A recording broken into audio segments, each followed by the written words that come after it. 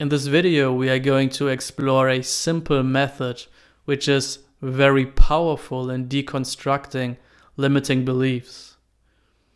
Before we go to the actual method, it is important to remember that any method shouldn't be overdone. There is some potential use in what I'm going to share here. But if we become dogmatic about it and think there's something that we always need to maintain now, we become fixated on the method, then it is really more of a burden than anything else. A method is only something that is lightly and skillfully applied to a specific problem. So if right now you don't have any limiting beliefs in your experience, there's nothing that shows up for you, then simply don't worry about it. I certainly don't want to convince you of limiting beliefs that aren't present for you. If there is, however, something in which you get caught up, some construction with which you seem to be over-identified, then maybe this method can be quite useful. So, the construction we are going to explore is: I can't live with this fear. We could also reformulate that as I can't cope with, or I can't handle this fear. The specific construction really isn't all that important here. What matters is simply, again, what's relevant to you.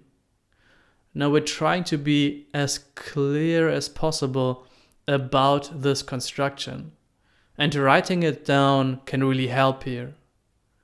What is actually the thing I believe to be true? What is the assumption that is unchecked that I'm living with? Just developing that clarity is already quite powerful, because in that realization of what the problem even is, there's already naturally quite a bit of spaciousness and relaxation with it.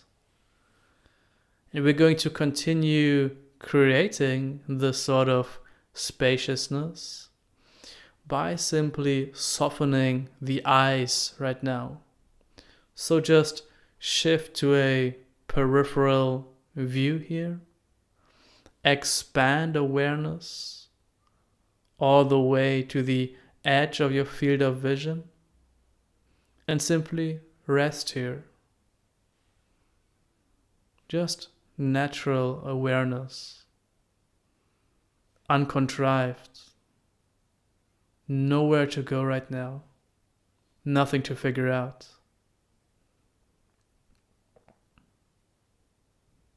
So in this simple way, we have a beautiful, fertile ground for deconstructing this limiting belief. So again, bringing up that belief, I can't live with this fear, it is very helpful to separate that construction into specific parts. So we have an I here. I can't live with this fear. There's an I, the can't live with it, so there's a sort of resistance happening, and the fear, the object of the resistance, that with which the I can't live. Now, it is possible to inquire into any component of this construction, and what specifically the object of investigation will be simply depends on what is relevant for you. It is of course noticeable that most limiting beliefs have this I at the heart of it. So it always presents itself as a beautiful opening for inquiry.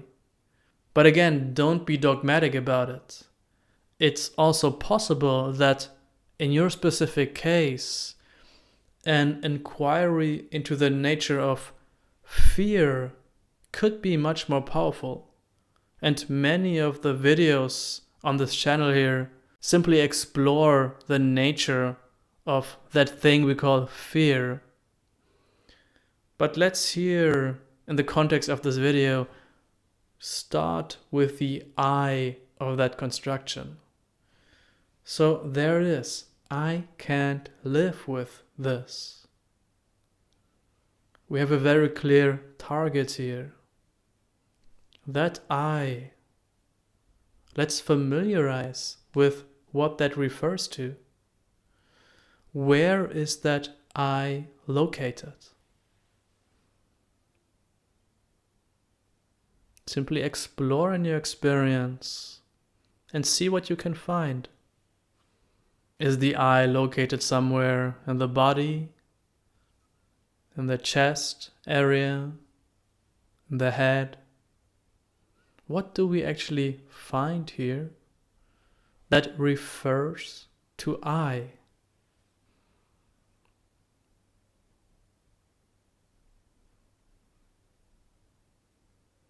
What we find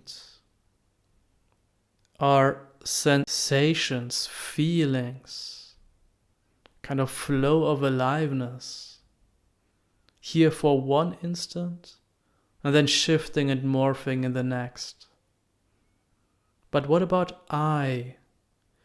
The I that can't live with it.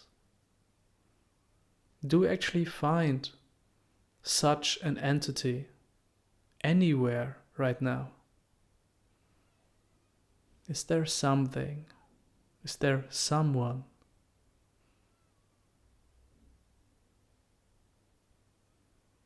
Well, fascinatingly, we just come up empty-handed. We have this clear sense of being here. We could say, I am clearly here, of course, but where am I? We can't find that I. So, this crucial component of this construction just can't be substantiated. There is no direct evidence which would say that there is such an I, that overburdened, suffering self. And having discovered that this I cannot be found, we don't at all need to formulate this now as some kind of belief. There is no need to say, I don't exist, there is no I.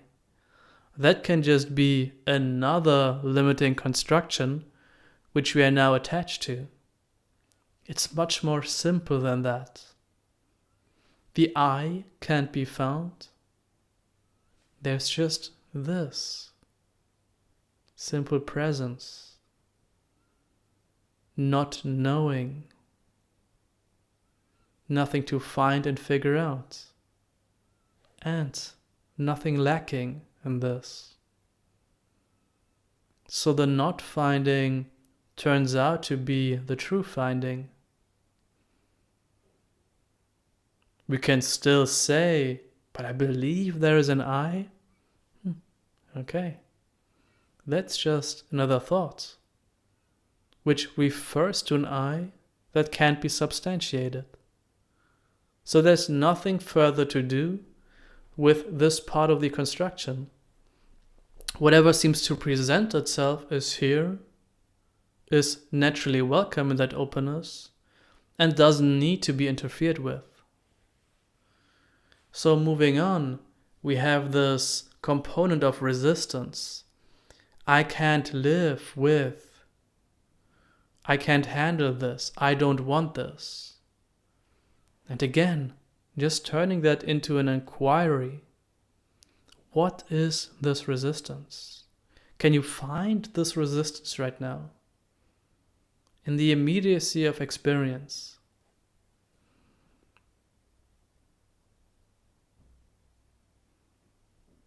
Now there might very well be something that's coming up right now. Some kind of tension or feeling, sensation. So just ask, is this resistance? This flow of sensations, this felt contraction that is happening in this openness right now, is that resistance?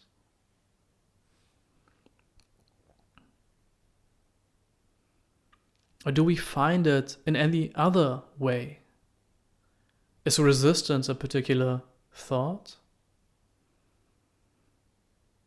Is the thought, I don't want this, resistance in of itself? Then why can we bring up the thought, I don't want this, in this effortless openness, where it's fully allowed? So that can't be resistance either. Again, we find it's very hard to pin down what this resistance is. But instead of interpreting that as a failure, we again see the wisdom of unfindability. Again, that construction just can't be substantiated. And so therefore it is light.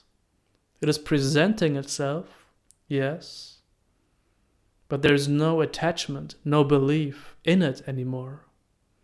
Simply because it doesn't show up to be true in the immediacy of our experience. And likewise, if we inquire into the component of fear, the thing we believe to be resisting, what do we actually find? Now, interestingly, compared to the other components of this construction, fear seems to present itself as being more findable, more concrete.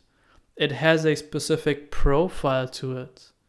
We would never confuse fear with joy. But let's not stay at a conceptual level. Again, rely on direct experiential evidence. What do we find? What is fear right now? We're not saying fear is nothing, but what is it? Just familiarize with the direct presence of this we call fear. Where is it located? Where are its boundaries? Where does it start and where does it stop?